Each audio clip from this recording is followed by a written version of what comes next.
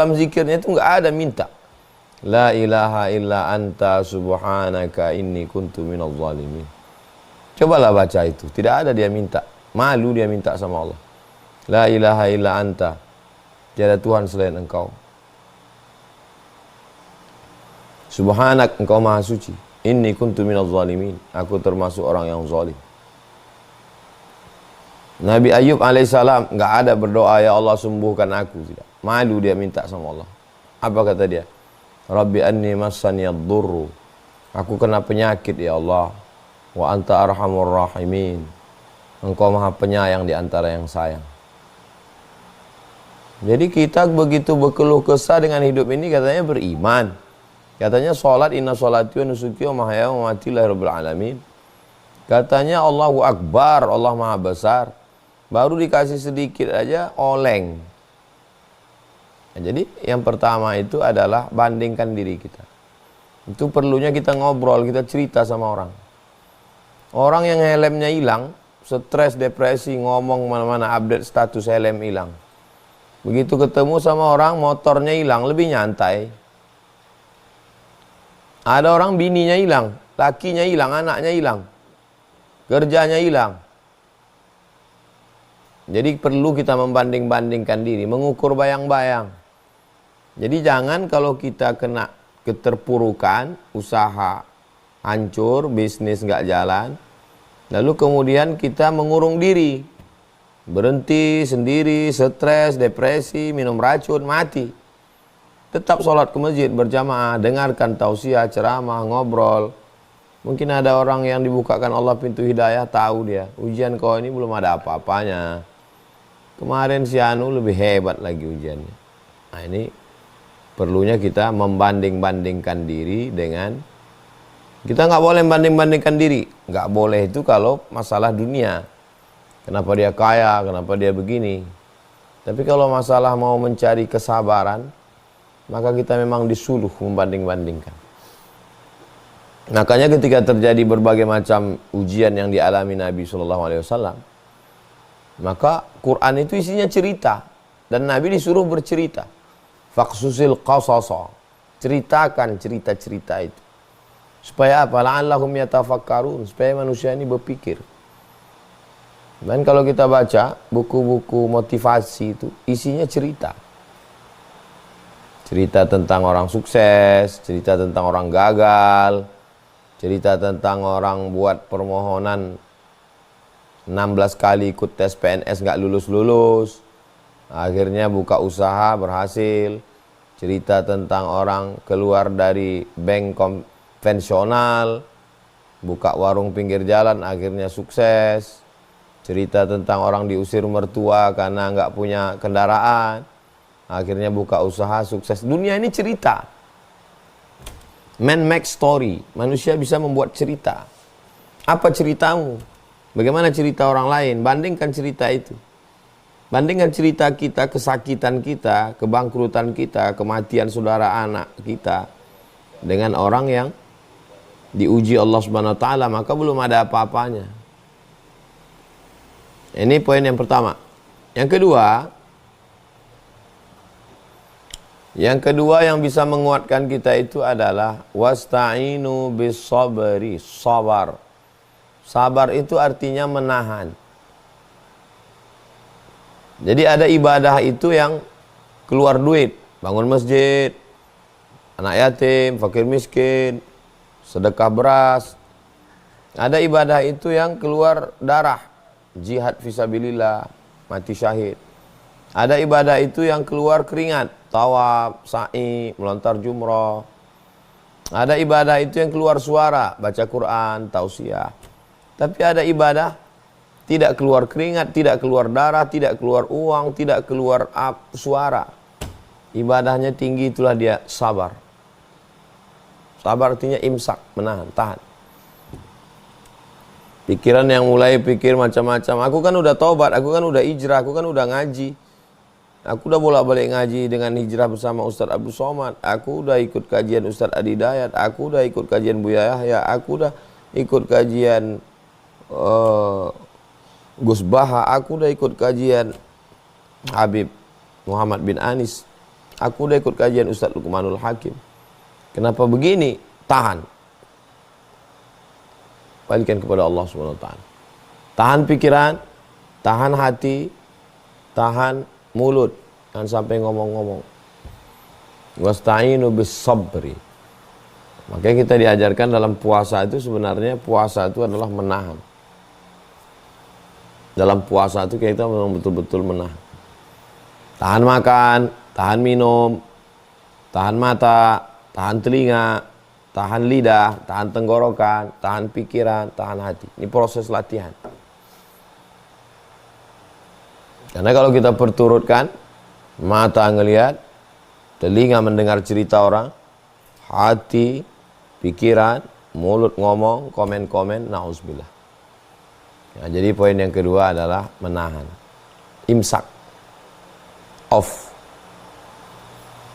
Yang ketiga, wassalah, memperbanyak-banyak sholat. Bangun malam, sholat tahajud. Sholat sunat uduk dulu.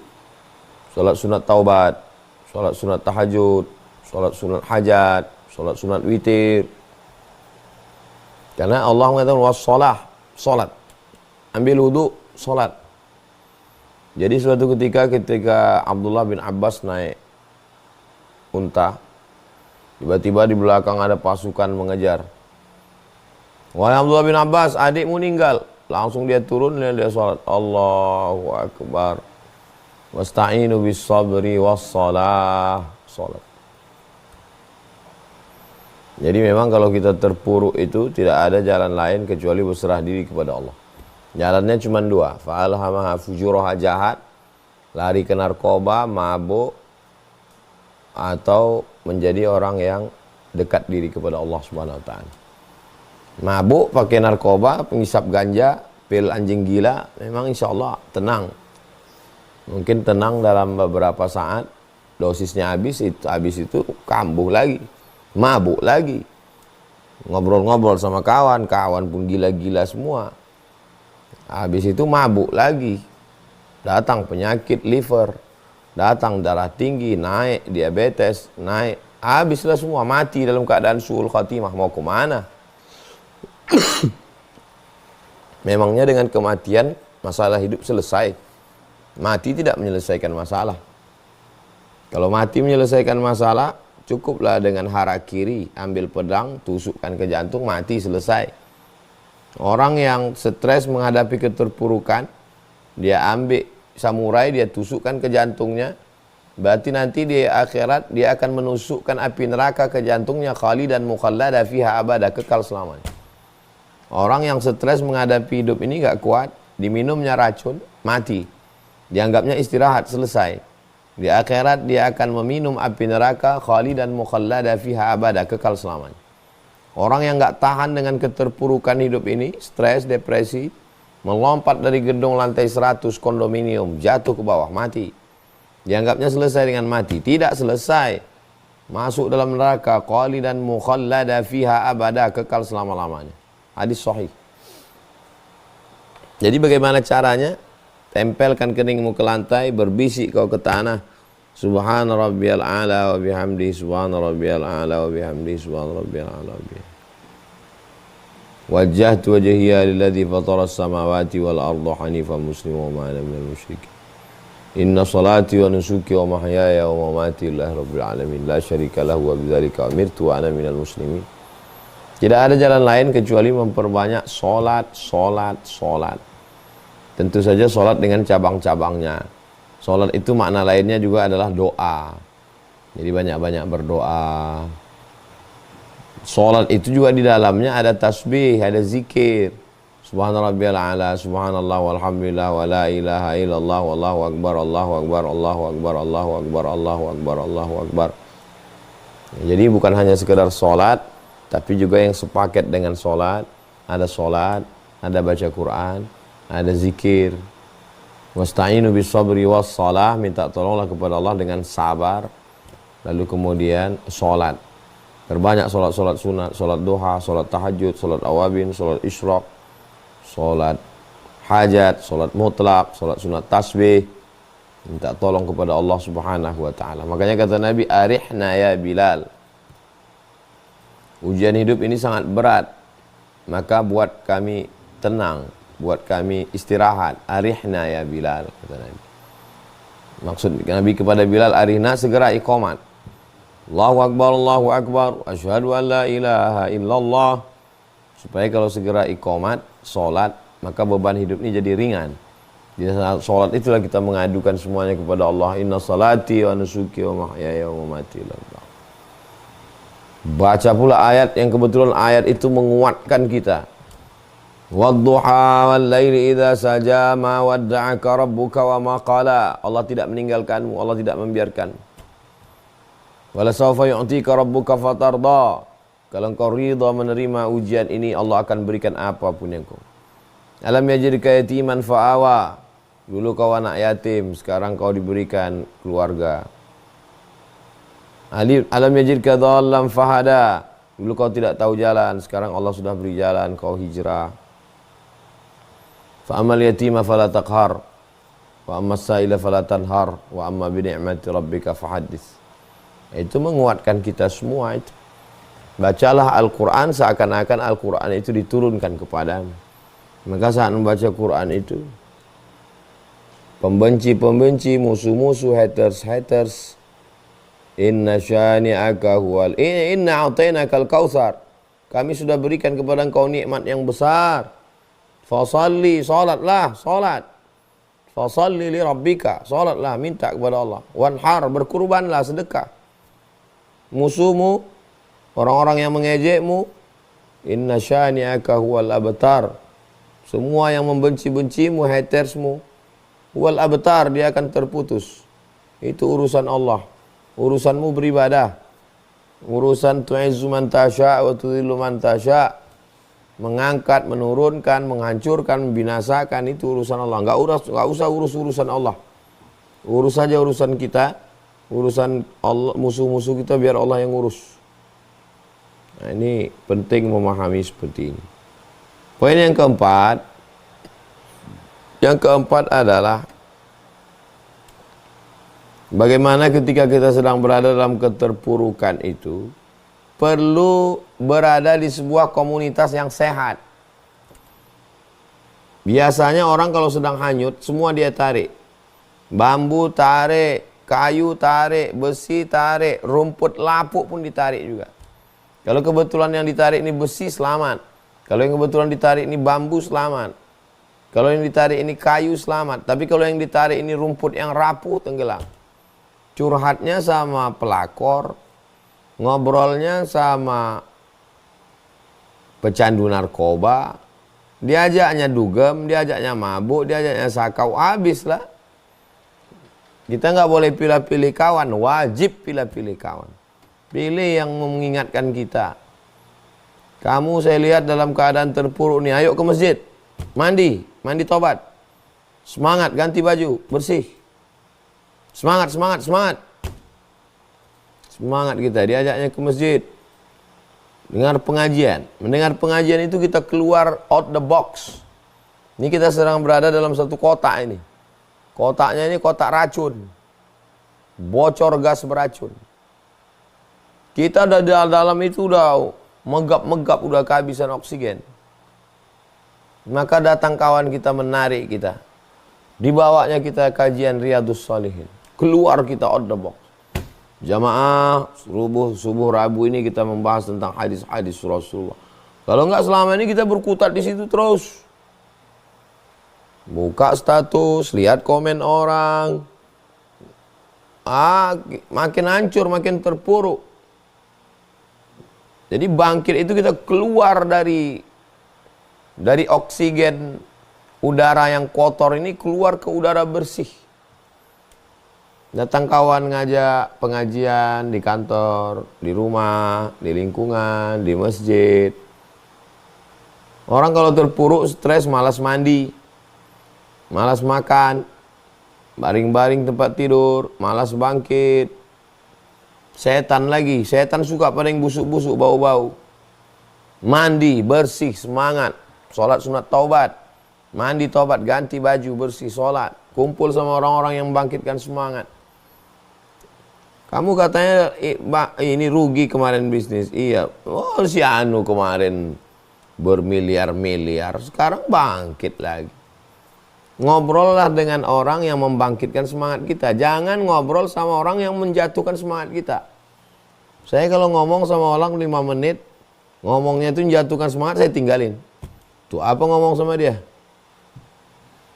Saya mau ngomong sama orang yang membangkitkan semangat, yang membuka cakrawala berpikir, yang mengangkat saya dari keterpurukan.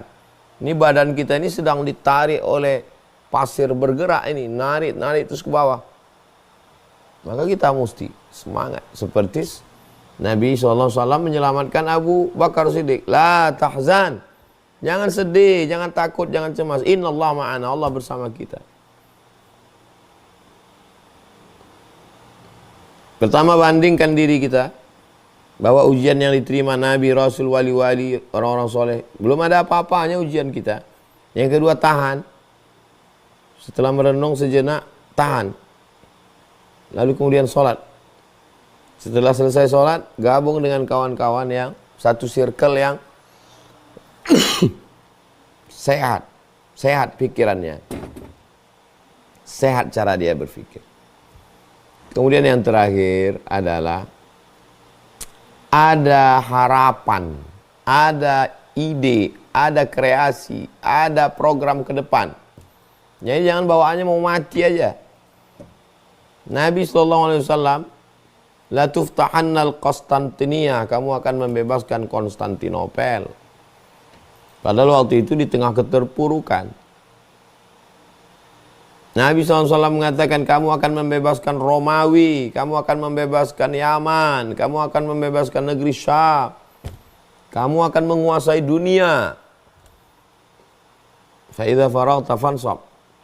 Kalau selesai dari satu aktivitas, buka aktivitas baru. Tapi jangan sombong. Wa ila rabbika farghab. Berharapnya, memintanya kepada Allah Subhanahu wa ta'ala. Jadi itu 5 poin. Itu 5 poin obat bagaimana supaya kita bangkit.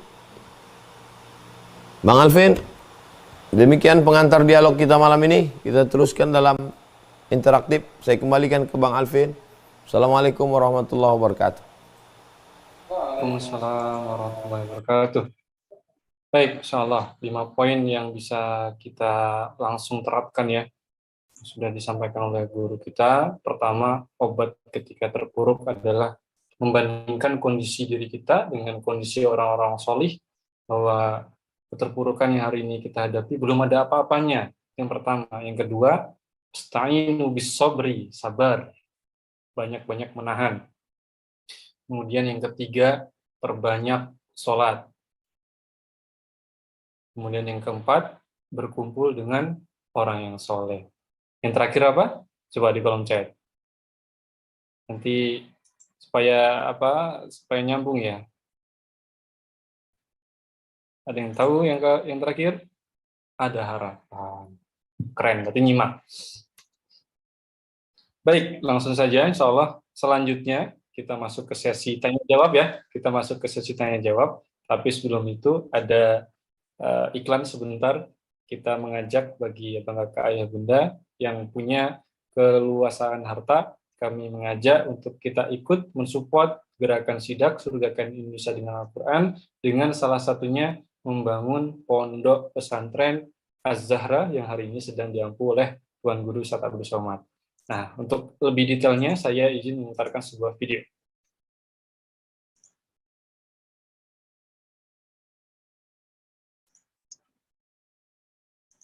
Akan pilih yang buka kamera terlebih dahulu. Ikhwan yang open kamera, angkat tangannya. Oh, Habibul Rusdi Aceh. Silakan. Open mic-nya. Assalamualaikum warahmatullahi wabarakatuh.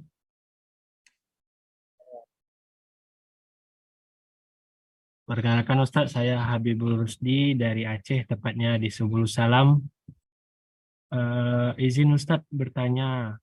Jadi ini mengenai sholat sujud terakhir itu saya pernah dengar kalau doa yang kita bisa berdoa di sujud terakhir. Tapi di salah satu video di TikTok dibilang kita harus mengikuti imam saat berjamaah. Itu bagaimana Ustadz tanggapannya? Terima kasih Ustadz. Aqrabu ma yakunul abdu min rabbih wa huwa sajid. Seorang hamba paling dekat dengan Allah ketika dia sedang bersujud. Fa'aksiru fihi du'a. Perbanyaklah doa ketika bersujud itu. Maka hadis ini umum. Tidak ada menyebut solat sunat atau solat wajib. Ketika kita sedang bersujud, maka perbanyaklah doa. Sebaiknya ketika kita sedang sujud, ketika bersama dengan imam, ju'ilal imamu liyutamma bihi. Imam itu diangkat untuk diikuti. Kebetulan kita sholat di Masjidil Haram, Masjid Nabawi yang sujudnya lama sekali. Itu kalau saya hitung pelan, itu tasbihnya 10 kali. Subhana rabbiyal a'la wa bihamdi, subhana rabbiyal a'la wa bihamdi. Selesai 3, kita bisa tambah dengan doa kita yang lain. Kalau kita bisa bahasa Arab, diucapkan dengan bahasa Arab. Allahumma rzuqni rizqan halalan tayyiba, Allahumma najjihni, Allahumma ja'al hadhihi tijaratan lan tabur, boleh. Tapi kalau kita tidak bisa bahasa Arab, jangan dilafazkan di mulut, pakai bahasa Indonesia, bahasa Batak, bahasa Minang, bahasa Bugis, bahasa Banjar, cukup di dalam hati saja. Dan kalau kita sholat berjamaah, imamnya tidak terlalu lama sujud, kita jangan lama-lama sujud, menimbulkan fitnah.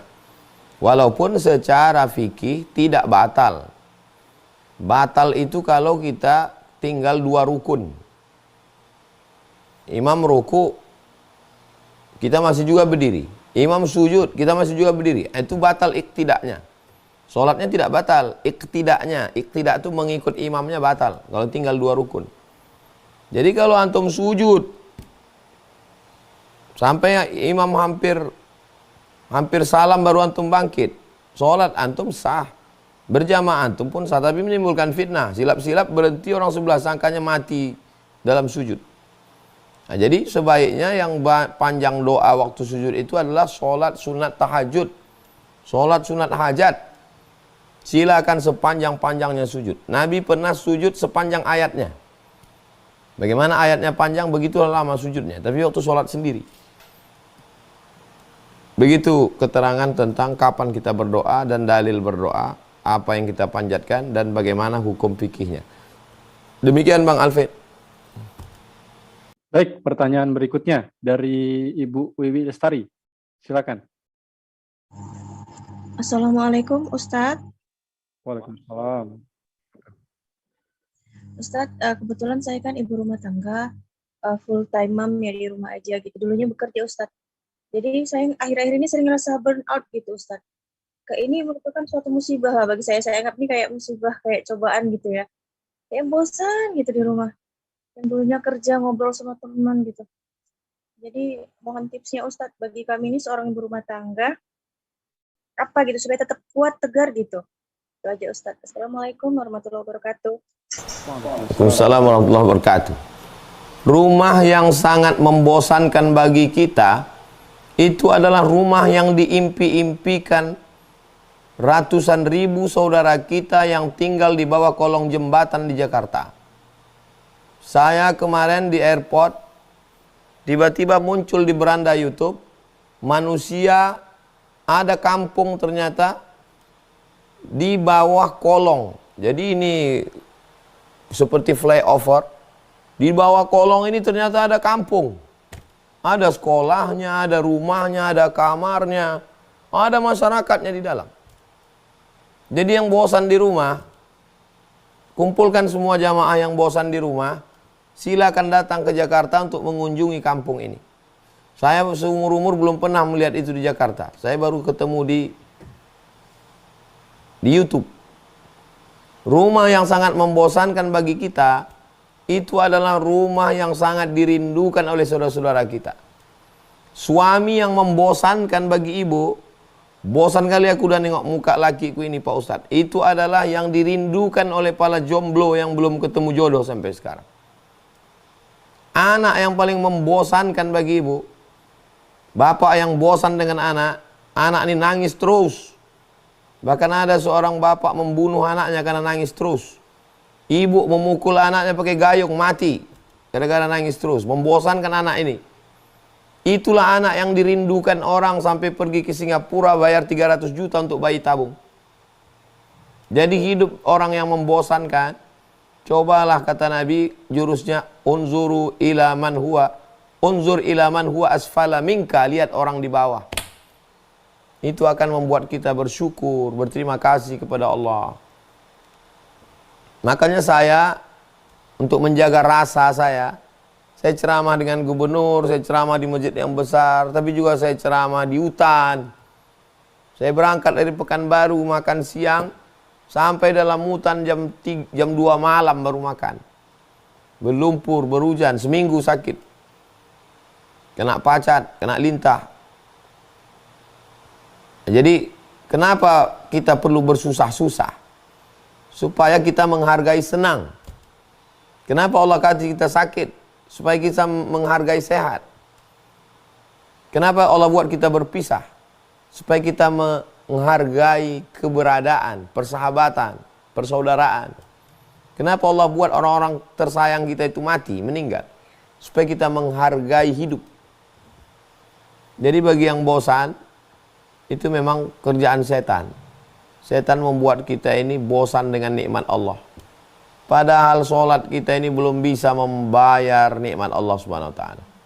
Dikumpul semua sholat kita dari sejak akil balik sampai sekarang. Dikumpulkan sholat saya, zikir saya, ceramah saya, untuk menebus satu nikmat biji mata saya ini. Belum dapat menebus. Jadi kalau ada orang bosan dengan hidup, itu kufur sekali. Na'udzubillah.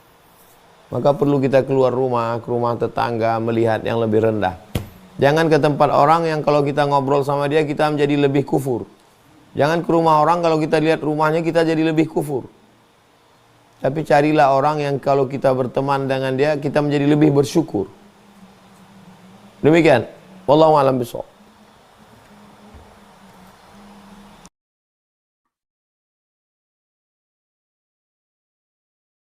Baik, Masya Allah.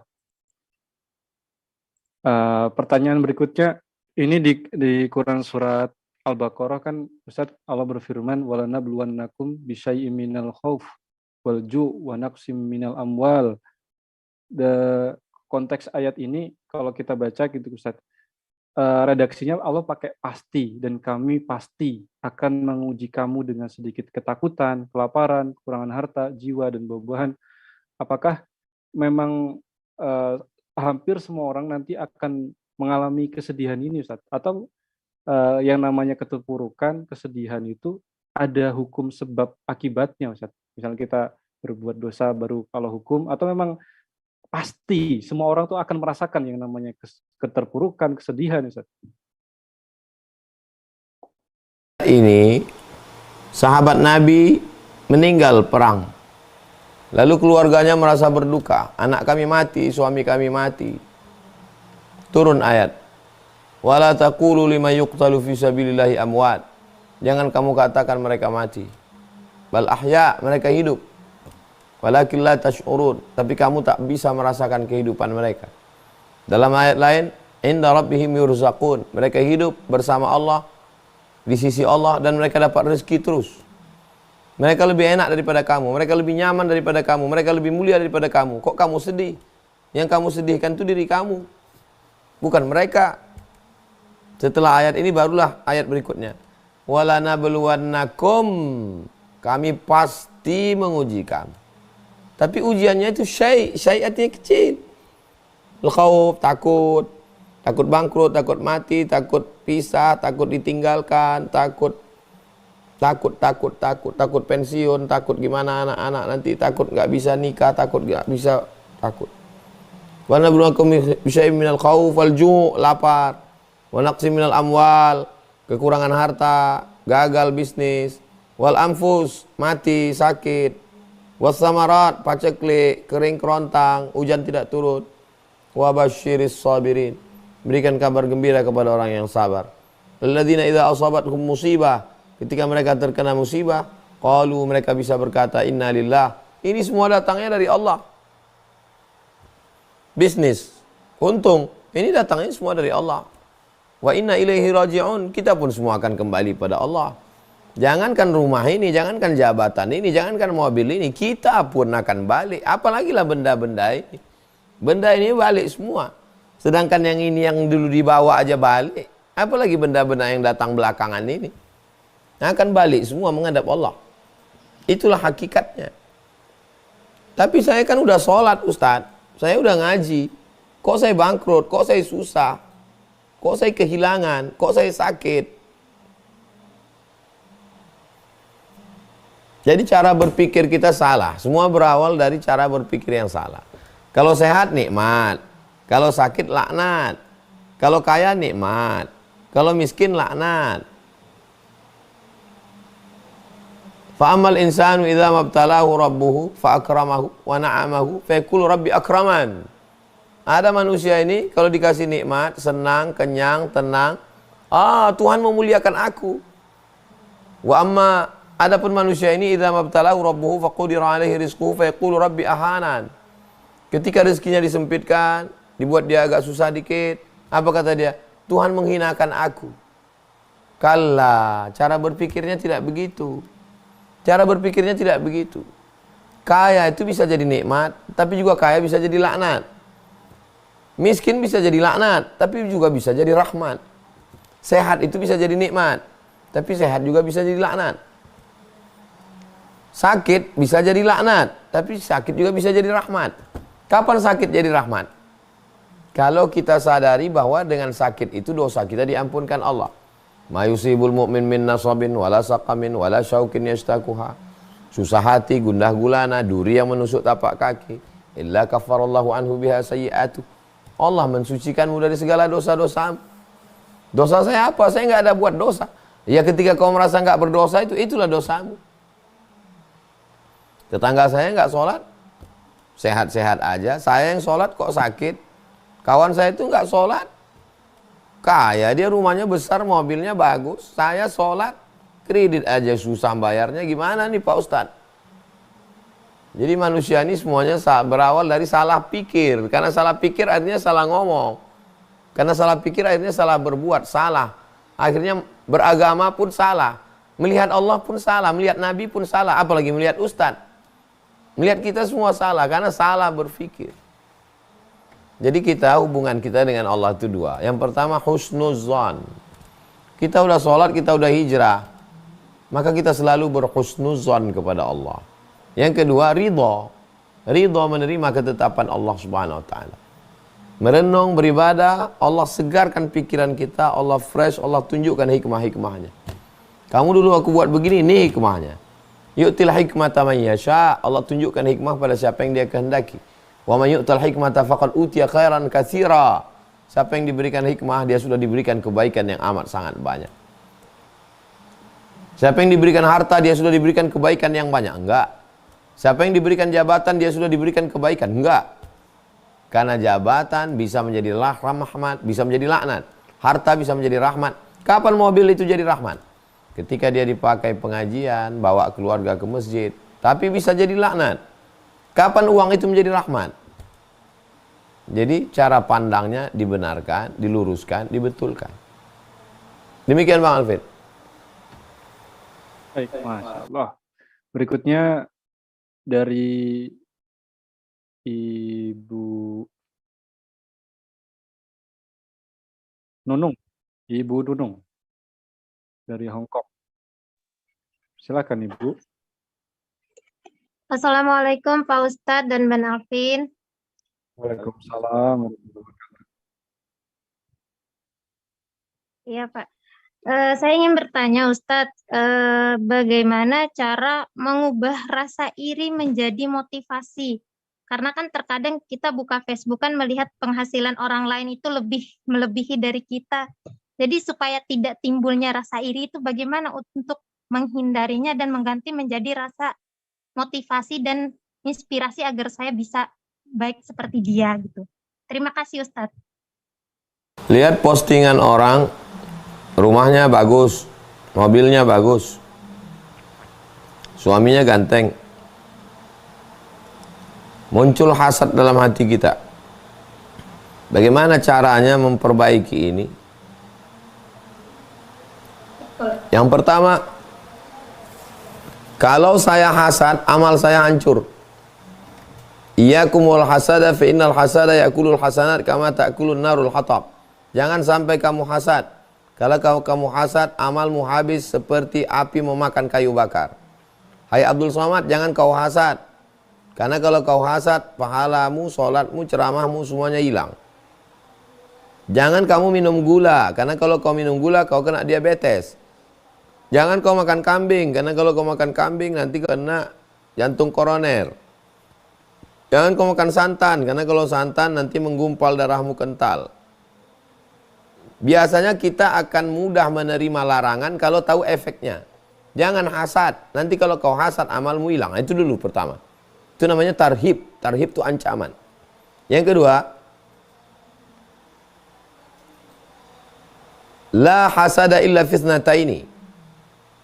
Tidak boleh hasad kecuali pada dua. Jadi ada yang boleh hasad. Yang pertama, rajulun atahullahu Qur'anan. Ada orang yang diberi Allah Ta'ala ilmu, hafal Quran, ngerti Islam, lalu dia pakai pagi, petang, siang, malam ilmunya ini untuk mencari ridha Allah. Kita boleh hasad, ingin seperti dia. Hasad yang positif, namanya ghibtah. Yang kedua, rajulun atahullahu malan. Ada orang yang dikasih harta, fasallatahu ala halakatihi. Dipakainya hartanya itu sampai habis untuk menolong agama Allah. Ini kita boleh hasad yang positif, namanya ghibtah. Ya Allah, aku lihat temanku ini rumahnya bagus, mobilnya bagus, kasih aku pintu rezeki terbuka juga seperti dia, maka aku akan bangun masjid, aku akan bangun pesantren, aku akan sekolahkan anak yatim, aku akan buat fakir miskin. Kalau hanya sekedar rumahnya besar, rumahnya akan tinggal. Kalau hanya sekedar mobilnya bagus, mobilnya tinggal. Tapi kalau dia buat rumah Allah, dia buat pondok pesantren, maka itu yang akan kekal abadi. Kita akan terus melawan setan. Sampai kapan? Sampai roh keluar dari jasad. La'atiyannahum, aku akan goda mereka, madamat arwahuhum fi ajsadihim, selama roh mereka ada dalam jasad. Jadi kalau setiap kita ada hasad dalam hatinya, masih hidup, artinya dia masih hidup, ruhnya masih ada. Nanti kalau ruhnya udah keluar dari jasad, udah nggak ada lagi bisikan, karena setan udah berhenti berbisik. Kita hanya disuruh melawan, kita nggak disuruh membunuh setan, kita disuruh melawan godaan setan. Dan Allah berjanji Allah akan menolong orang yang melawan. Walladzina jahadu fina lanahdiyannahum subulana. Orang yang bermujahadah melawan hawa nafsunya, melawan godaan setan, lanahdiyannahum subulana, kami akan menunjukkan jalan-jalan kami. Demikian. Wallahu a'lam bishawab.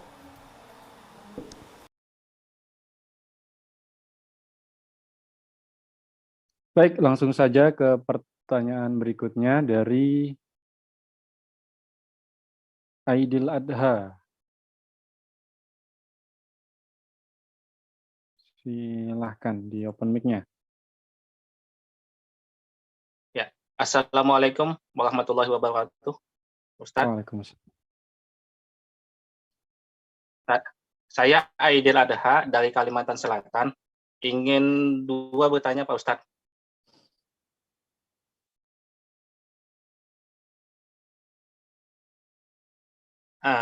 Yang pertama agak sedikit berisiko pertanyaannya Pak Ustadz, tentang masalah penetapan hilal.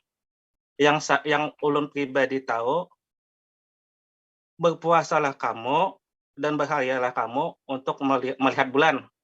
Yang saya pertanyakan, hadis asal dari Nabi itu apa Pak Ustadz? Apakah hadis asalnya itu untuk melihat bulan aja, atau hadisnya itu harus 3 derajat? Karena sekarang ditetapkannya itu 3 derajat dengan kebijakan baru Pak Ustadz. Sedangkan hadis dari Nabi yang saya tahu, mohon maaf, hanya berpuasalah kamu jika engkau melihat bulan dan berhayalah kamu jika engkau melihat bulan. Itu pertanyaan saya yang pertama. Dan pertanyaan yang saya kedua, bagaimana agar hati ini ikhlas menghadapi hari-hari yang kadang hati ini lelah, capek, tapi namanya kita hidup di dunia ini kan untuk taat kepada Tuhan, terkadang rasa lelah itu agak susah Pak Ustadz. Itu aja pertanyaan saya. Sumu li ru'yatih, berpuasalah kamu ketika melihat anak bulan. Waftiru li ru'yatih, berhari rayalah kamu ketika melihat anak bulan. Fa in ghubbiya alaikum, kalau tertutup awan, fa atimmu fa akmilul iddah, sempurnakan 30 hari. Nabi tidak menyebut 3 derajat. Kenapa tidak menyebut 3 derajat? Karena Nabi tidak pakai hisab. Nabi pakai ru'yah. Jadi kalau Pak Aidil condong kepada metode saudara kita dari Muhammadiyah, ikut hisab.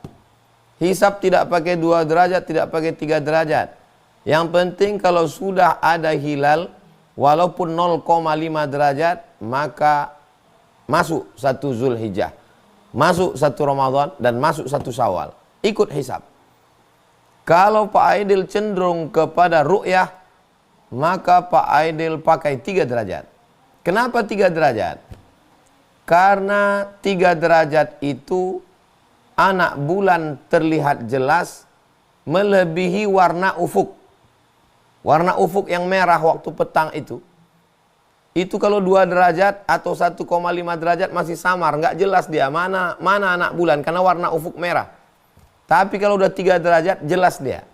Itulah mengapa kesepakatan Mabims, Menteri Agama Brunei Darussalam, Indonesia, Malaysia, Singapura bersepakat 3 derajat.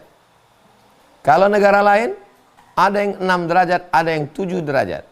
Mabims Asia Tenggara itu yang paling rendah 3 derajat. Jadi kesimpulannya 2 saja Bapak Aidil. Pak Aidil ikut hisab, silakan pakai metode hisab. Mau 0,5 derajat, mau 1 derajat, mau 3 derajat, ikut hisab Muhammadiyah. Kalau mau pakai ru'yah, pakai ru'yah. Mana yang benar? Wallahu a'lam bishawab. Kullu mujtahid musib. Setiap orang yang berijtihad benar. Ustadz Somad condongnya kemana? Saya pakai metode ru'yah. Kenapa Ustadz ke ru'yah? Karena dari mulai sekolah dulu sampai ke Al-Azhar, sampai pulang, itu yang saya pakai dan dipakai guru-guru saya. Tapi kawan-kawan saya, sahabat-sahabat saya di Muhammadiyah, saya berteman baik, saya tidak salahkan mereka. Nah, jadi jangan sampai kita bingung. Kalau mau pakai hisab, silakan pakai hisab. Kalau pakai ru'yah, silakan pakai ru'yah. Alasan 3 derajat sudah saya jelaskan. Itu pertanyaan pertama dari Pak Aidil. Yang kedua, hidup ini lelah menghadapi hidup, ya. Hidup ini lelah. Istirahatnya kapan? Ar-raha fil jannah. Istirahatnya nanti di surga. Makanya selama hidup ini kita tidak akan pernah istirahat. Laqad khalaqnal insana fi kabad. Kami jadikan manusia ini fi kabad, dalam perjuangan terus. Kita ini berjuang hidup sama seperti bawa mobil. Ini nanti kalau udah lewat truk yang di depannya agak nyantai nih. Rupanya di depan ada bis lagi 3. Nanti kalau lewat bis yang 3 ini agak nyantai nih. Rupanya di depan ada lagi tronton. Ini nanti kalau lewat tronton ini nanti kayaknya aman ini. Rupanya di depan ada lagi mobil ayam, lambatnya minta ampun. Ini nanti kalau lewat ini ada lagi. Rupanya ada mobil pejabat. Stop semua, nggak boleh lewat. Kapan baru berhenti? Kalau kita udah sampai di tujuan, mobilnya berhenti, barulah istirahat. Istirahat itu ketika kita husnul khatimah. Istirahat itu ketika kita selamat dari azab kubur. Istirahat itu nanti. Maka kalau orang mengerti hakikat hidup, dia tidak pernah istirahat. Abu Ayyub Al-Ansari, ketika Nabi Muhammad datang, dia yang memberikan rumahnya. Tinggal di sini ya Rasulullah. Dia berikan hartanya untuk Islam. Umurnya 80 tahun. 80 tahun umur Abu Ayyub Al-Ansari. Ketika dia mendengar ada hadis la tuftahannal Konstantinia, Konstantinopel akan direbut. Apa kata dia? Aku mau ke Konstantinopel. Umur 80 tahun berjihad dari Madinah ke Turki, Konstantinopel. Meninggal di Istanbul. Makamnya di Istanbul. Umur 80 tahun. Makanya kalau ada anak-anak muda sekarang, baru umur 20, dikit-dikit healing, dikit-dikit healing. Apa ini? Mana semangat jihadnya? Lelah Pak Ustadz, lelah. Saya tak lelah hidup. Saya tak lelah. Pokoknya saya gas terus. Saya kalau saya turutkan lelah, istirahat saya. Habis semua jadwal Jawa Barat kemarin. Setahun lagi baru bisa ke Jawa Barat. Karena kalau saya jadwal ini saya hentikan, berarti saya tak bisa, jadwal saya udah setahun, tak bisa mundur-mundur, enggak. Mudah aja kalau saya mau bilang, semua jadwal Jawa Barat stop tahun depan. Karena saya lelah. Batuk saya. Di pesawat tuh batuk tak berhenti-berhenti. Begitu keluar AC pesawat itu berasap, disitulah batuk saya. Ya Allah, tolong aku. Khutbah saya 30 menit di Masjid Merah, tak ada batuk. Habis itu ceramah lagi saya 30 menit, Masjid Merah. Saya pun heran, semua tim pun heran.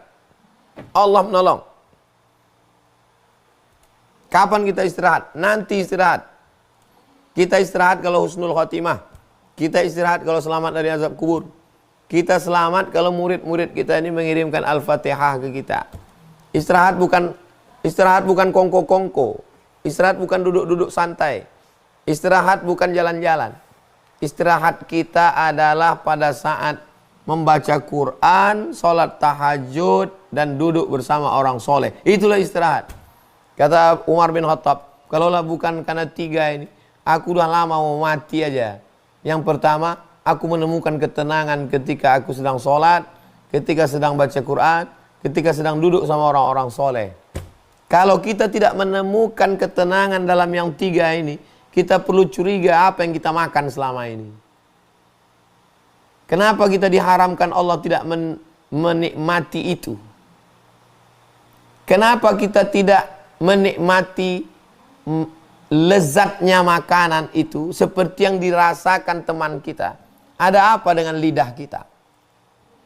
Enak kau rasa makanan tadi? Enggak. Kau cuma enak kali, belum pernah aku makan makanan macam itu. Kenapa dia enak? Kenapa kita enggak enak? Apa masalah lidah kita? Rupanya kita tadi habis gosok gigi. Habis gosok gigi pakai mentol. Patutlah yang enggak enak.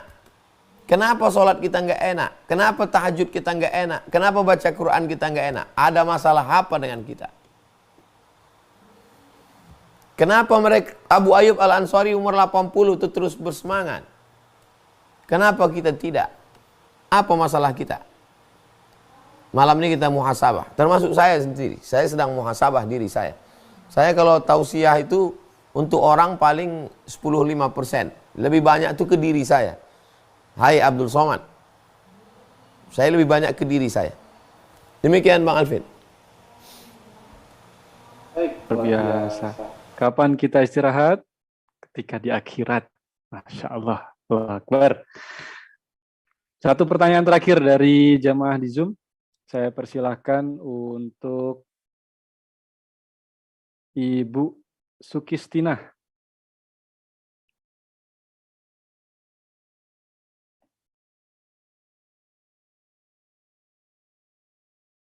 Silakan Ibu, open mic-nya. Assalamualaikum Ustaz. Waalaikumsalam Ada warahmatullahi wabarakatuh. pertanyaan mumpung saya berkesempatan. Yang pertama adalah, saya seorang pengajar di SD, saya membiasakan anak untuk sholat tepat waktu.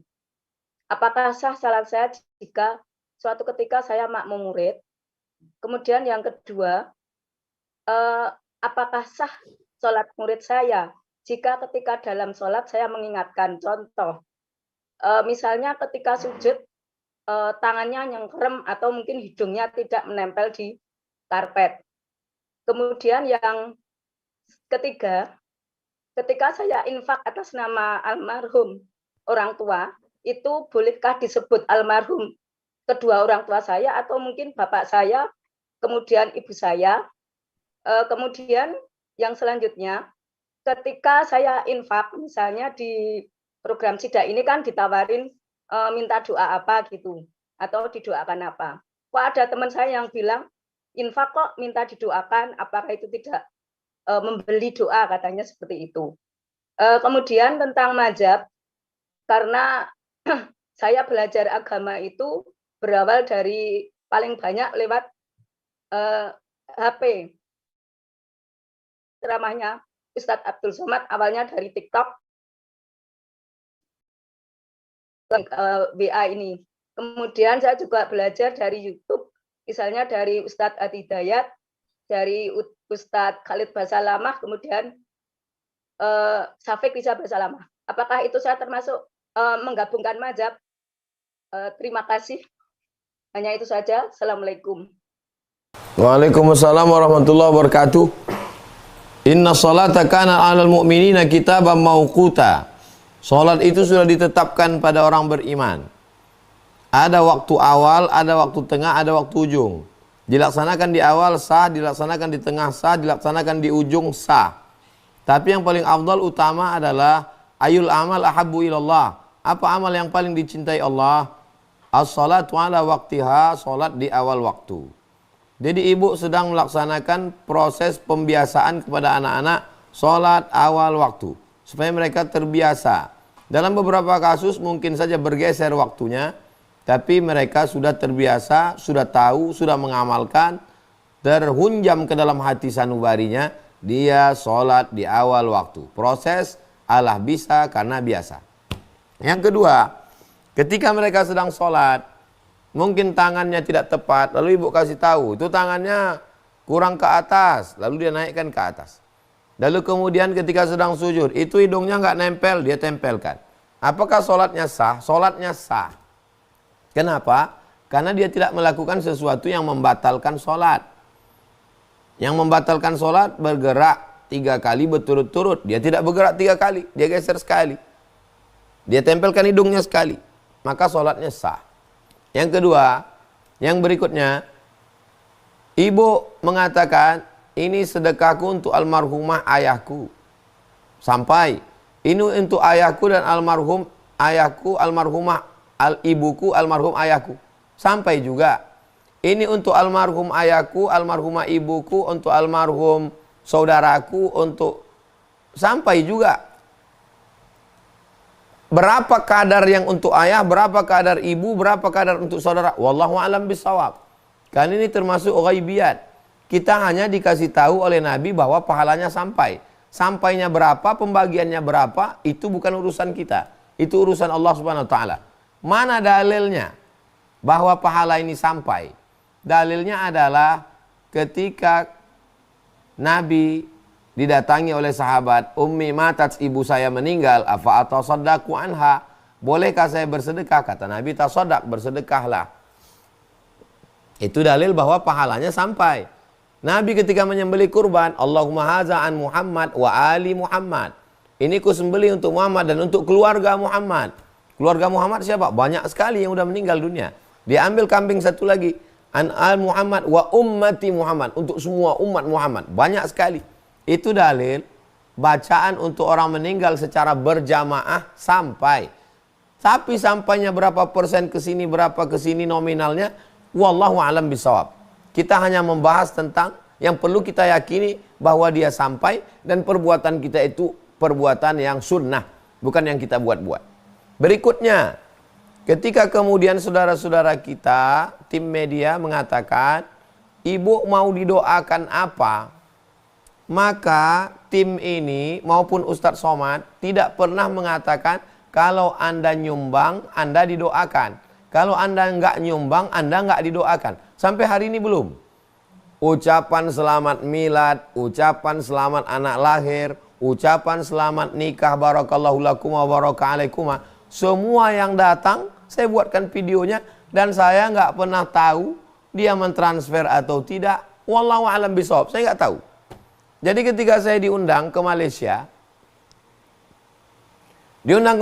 tim ini nanya, Ustadz, yang tadi dari masjid itu udah transfer? Saya bilang udah. Itu yang dari kantor tadi udah transfer? Saya bilang udah. Itu yang dari rumah itu tadi udah transfer. Saya bilang udah. Semua yang nanya saya bilang udah. Setelah selesai pas mau pulang, timnya minta maaf. Kami mohon maaf Pak Ustadz. Ternyata yang Ustadz bilang udah itu belum transfer. Kok Ustadz bilang udah? Karena saya nggak pernah ngecek. Saya nggak pernah tahu. Saya nggak pernah tahu. Saya sampai hari ini dari 2017, 18, 19, 20, 21, 22, 23, saya nggak tahu berapa honor saya dari TV One, berapa yang Ramadan, berapa yang sahur, berapa yang berbuka, berapa yang Damai Indonesiaku, berapa yang tahun baru, nggak tahu saya. Dia transfer atau tidak, saya pun tak tahu. Makanya ketika ada orang nanya, Ustadz Somad itu berapa? Saya tak tahu. Itu. Jadi kalau ada orang mengatakan, ini orang ini jual-jual doa ini. Mungkin dia pernah kena. Nah, jadi jamaah ini banyak juga yang trauma. Kena penyakit namanya Ustadz Traumatic Syndrome. Karena dia pernah mengalami masa lalu dia sweeping semua ustadz begitu. Jangan lupa, Eropa itu menjadi sekuler liberal karena tokoh-tokoh agama di abad pertengahan yang merusak agama. Akhirnya banyak orang menjadi anti tokoh agama dan akhirnya anti agama. Tapi dia tetap percaya sama Tuhan. Orang Eropa itu anti agama, gak suka sama tokoh agama, tapi percaya sama Tuhan. Itulah dia namanya agnostik. Kalau ateis gak percaya Tuhan sama sekali. Kalau agnostik, dia percaya Tuhan, tapi agama nggak mau. Kenapa? Karena kejahatan, kenakalan tokoh-tokoh agama. Saya tidak mengatakan saya baik. Saya hanya bercerita tentang bagaimana saya, jamaah yang ikut kajian Ustadz Abdul Somad, bil khusus lagi yang kita setiap seminggu sekali ketemu, mesti tahu. Mesti tahu bagaimana saya, apa yang saya pikirkan, apa yang ada dalam kepala saya, apa yang saya lakukan, apa tindak tanduk saya, mesti tahu. Berikutnya, ibu ikut kajian Ustadz Adi Hidayat. Ibu ikut juga kajian Ustadz Fulan. Ibu ikut juga kajian Ustadz Somad. Apakah ibu mencampur mazhab? Ibu tidak mencampur mazhab. Karena Abdul Somad bukan imam mazhab. Ustadz Adi Hidayat juga bukan imam mazhab. Ustadz-ustadz yang ibu sebut yang lain juga bukan imam mazhab. Ini hanyalah ustadz yang menyampaikan ayat Quran, hadis Nabi, ijtihad ulama fikih.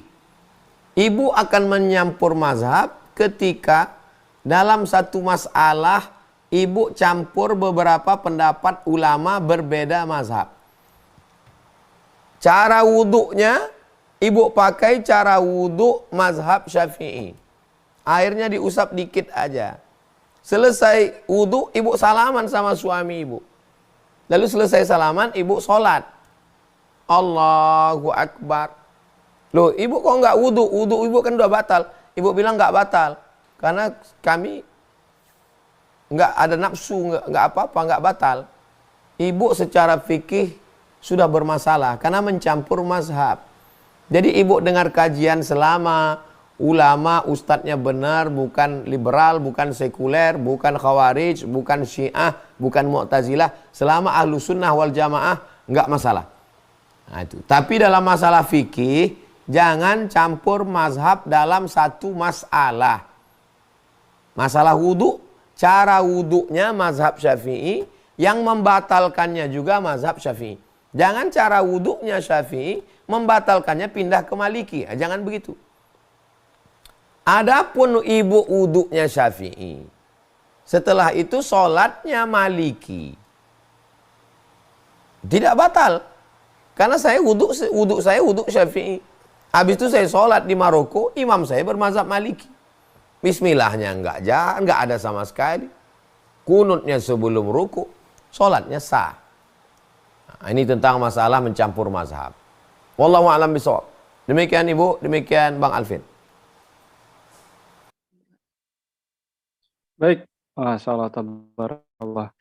Sudah pukul 21.18 terus closing statement ini terkait dengan bagaimana kita menyikapi sebuah keterpurukan, kesedihan. Ini berangkatnya dari sahabat saya pernah cerita, Ustaz. Jadi beliau mau nikah gitu ya, mau nikah dengan salah seorang akhwat, nggak punya biaya, bingung. untuk uang mahar, uang acara, dan lain sebagainya.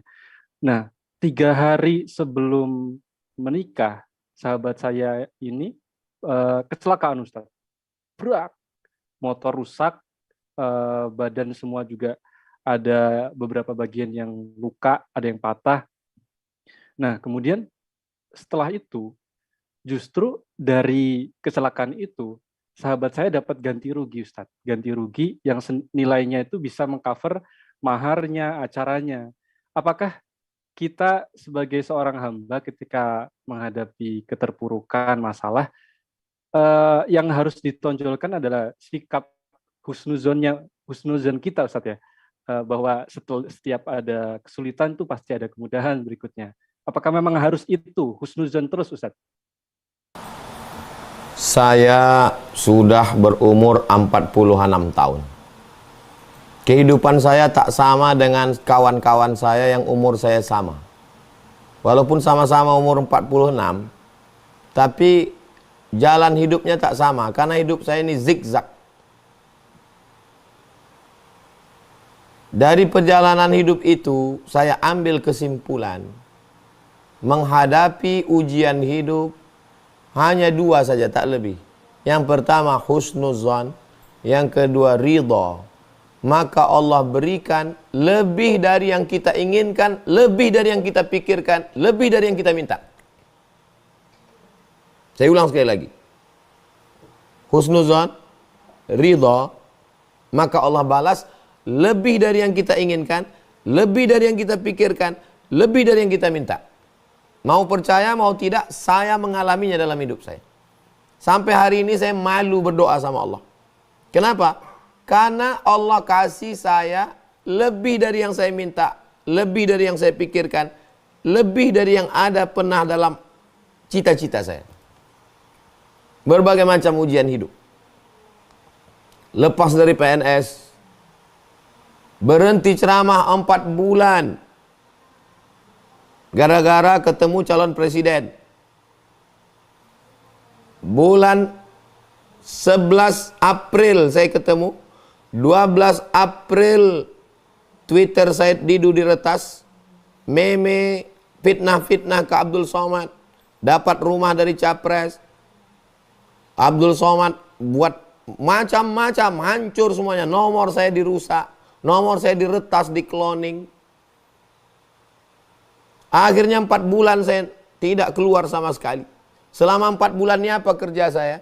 Selama 4 bulan ini kerja saya cuman menulis, makan, sholat. Nulis, makan, sholat. Nulis, makan, sholat. Nulis, makan, sholat. Nulis, makan, sholat. Jadi, minta ambil yang coklat. Nulis, makan, sholat. Nulis, makan, sholat. Jadi, inilah jadi yang saya bawa pertama ke Sudan. Saya tulis sendiri. Yang awalnya referensi itu 1 kamar, tapi nggak pernah tersentuh karena saya sibuk tausiah ceramah. Nulis, makan, sholat, nulis, makan, sholat, nulis, makan, sholat. Jadi, setelah diedit, direvisi sampai saya ke Sudan, ini jadinya. Habis itu sidang cum laude. Habis itu saya ke Brunei, dikasih profesor. Tidak pernah terpikir di kepala saya akan profesor luar negeri. Tak pernah saya berdoa sekalipun. Lakukan apa yang disuruh Allah. Minta sama Allah. Ngadu sama Allah. Usaha maksimal. Kalau sesuai doamu dengan yang terjadi, bersyukurlah. Kalau tidak sesuai apa yang kau minta dengan yang terjadi, ridhalah. Wala saufa yu'tika rabbuka fatarda. Allah kasih kepadamu apapun yang kau mau selama kau ridha. Tapi memang nggak bisa diceramahkan, nggak bisa diomongkan. Saya berusaha untuk membahasakannya, tapi ibarat memanah, nggak kena dia, nggak kena. Saya berusaha untuk menjelaskannya dengan bahasa, dengan kata, dengan cara ngomong, nggak mengena dia. Sampai akhirnya antum mengalami dalam hidup antum. Dan setelah itu antum merasakan yang macam saya rasakan. Habis itu baru antum bilang, memang betul yang Ustaz sampaikan kemari. Betul kan? Ah betul. Apanya yang betul? Pokoknya betul lah Pak Ustaz. Karena antum pun tak bisa menceritakannya.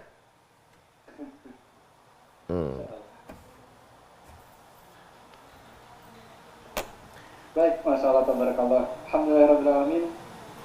Sebuah closing statement yang sangat luar biasa, bahwa ketika kita sedang mengalami ujian dalam hidup, keterpurukan dalam hidup, dua kunci yang Ustadz Abdul Somad sampaikan, yaitu pertama husnuzon, yang kedua ridho kepada ketetapan Allah.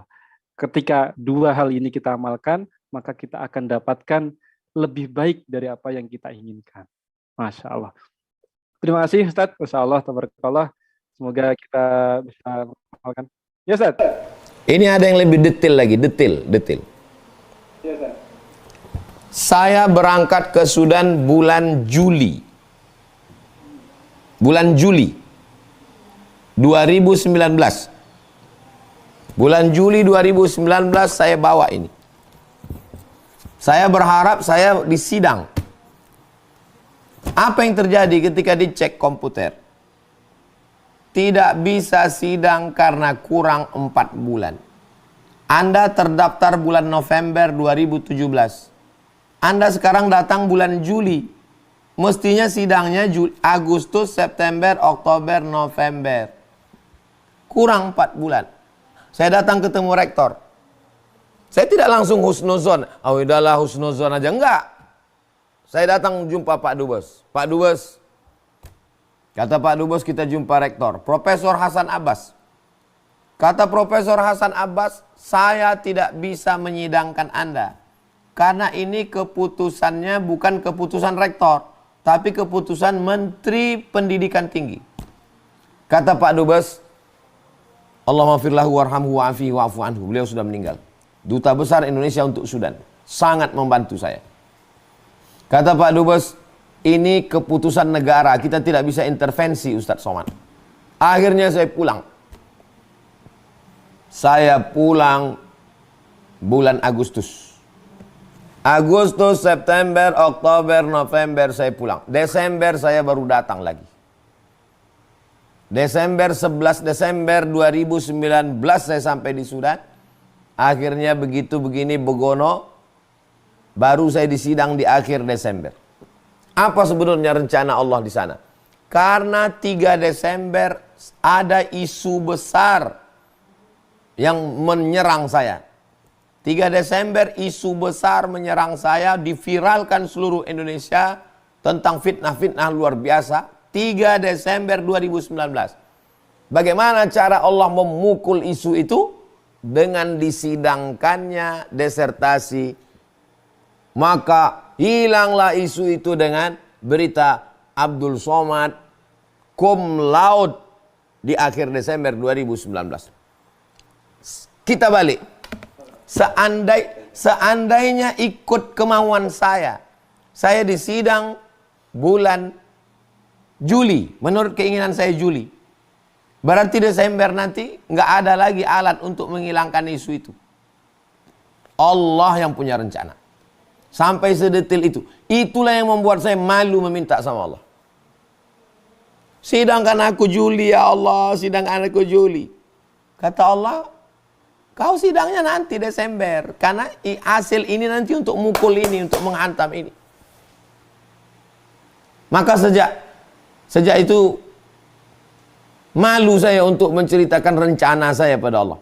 Rencanaku begini ya Allah. Tapi kalau menurut engkau baiknya begini, aku ridho. Karena yang sudah-sudah rasanya indah sekali kalau ikut rencana engkau aja ya Allah.